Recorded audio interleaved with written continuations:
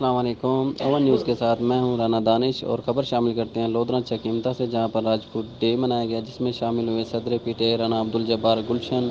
سیاسی و سماجی رہنما Haji Rana Muhammad Altaf Khan, chairman Rajput international welfare foundation Lodhran city اور ضلعی general secretary Punjab teachers union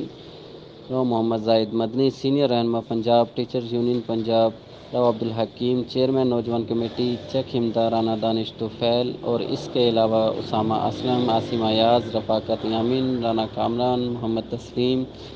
وزیر احمد اور دیگر شریک ہوئے۔ تقریب میں راجپوت کلچر ڈے کے حوالے سے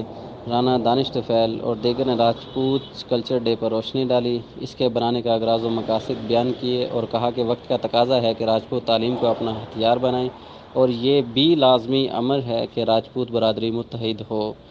اور اینڈ میں راجپوت ڈے کے موقع پر کیک بھی کاٹا گیا۔ لائک کریں، کمنٹ کریں، شیئر کریں اور بیل آئیکن کو پریس کرنا مت بھولیں۔ دیکھتے رہیے اون نیوز۔